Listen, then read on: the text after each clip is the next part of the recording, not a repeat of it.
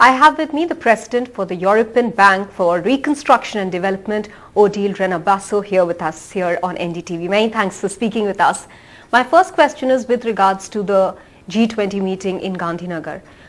What can we expect in the outcomes as far as economics and finance during this period of conflict and turmoil that we have seen over the last 1 year is concerned? So first of all, it's always very useful to discuss economic challenges together because, we live in the same world and there are challenges post-COVID in the context of the war in Ukraine, inflationary pressure. So having a discussion, a dialogue between all key economies on what needs to be done, how to best deal with the current challenges is always useful.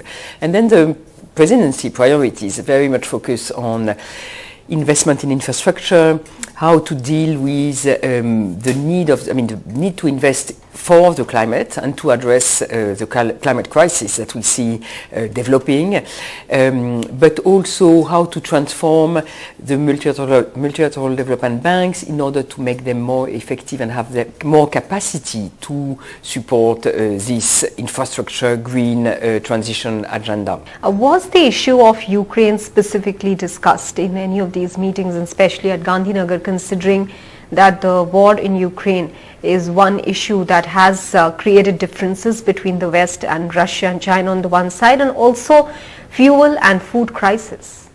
Yes, the consequences and the impact of the war was discussed, of course, because it created and it continues to create, we've seen the decision on the grain deal, so a lot of uncertainty, a lot of pressure on food and energy prices. So this was, the background of the discussion. There were no specific discussion on Ukraine reconstruction also, but more the impact of this war on the world economy and how to deal with that.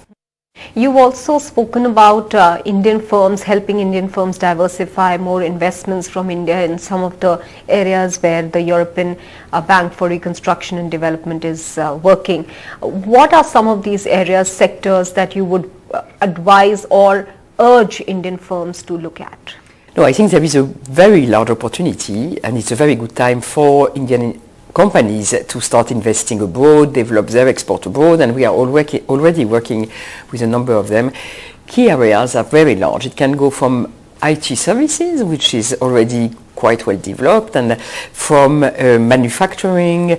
I was having meeting with in the petrochemical industry or in the renewable industry. And I would say, for example, because of all the investment needed in the green transition, renewable industry, solar panel, wind production would be very important areas where I think India has a lot of potential. Considering that you are laying a lot of stress on climate and India in its presidency also wants to push that, there is also a point that India has been raising at all international platforms, and that is climate finance, something that the Western world hasn't really fulfilled its promises on. How do you see that agenda going forward unless there is firm commitment on finances? I think we are making progress, and finally it's likely that we will come to reach the $100 billion of investment that have been committed in Copenhagen, in Paris, to support the green transition and the Paris Agreement. So I think that after years of slow increase, it's quite likely that we reach this financial commitment at the end and finally, but then the question is what do we do from there?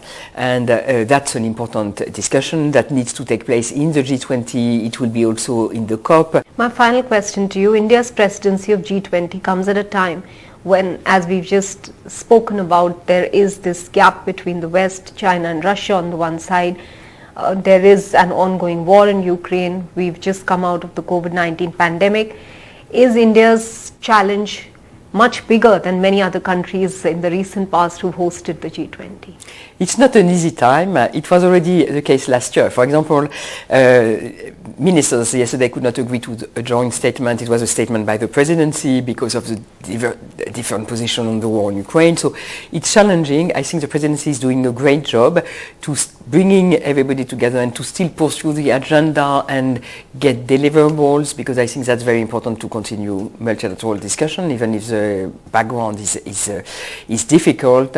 Many thanks for speaking with NDTV. Thank you very much.